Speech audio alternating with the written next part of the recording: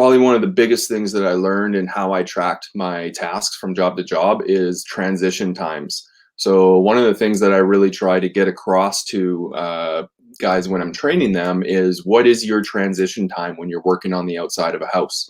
So for example, yesterday we were power washing a house and had one guy in a power washer, but then another guy who was scrubbing these really nasty gutters. And what I explained to him was, it's only going to take you 17 minutes to actually clean these gutters.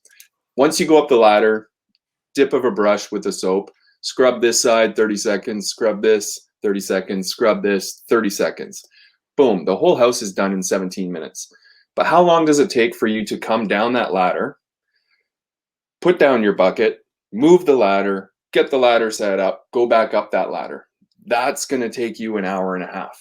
So once you finish what you're doing on a ladder, how long does it take for you to get to the other section on the top of that ladder? That's where most people spend most of their time. It's not actually in the production of doing the work. It's in the transition time from moving from task to task. And if you can cut down your transition times, then you're going to cut down your production times drastically. That's where you can make the biggest advancement in your time management ability, is by harnessing the power of actually working hard when you're not working. When I'm working, I rarely sweat because I'm there and I'm being productive and I'm doing what I'm doing. But then as soon as it's like, okay, we're done this task, I need to go back to the gear and get rid of this gear and set up this gear because I'm going to start painting now.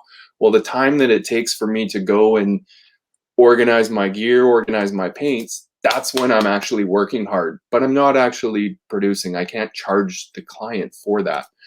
So the transition times in which you're not working is really where you want to be working your hardest. And when you are working, you want to just make sure that you're being effective. Make sure that production doesn't stop. So if you are up on a ladder, if you're on a ladder and your hand isn't actually touching the surface and like making something change on the building, then you're not working. You're just standing on a ladder. So working hard through those transition times and being more effective when you're actually producing on the job. If you could focus on those two things, then you can probably double your productivity.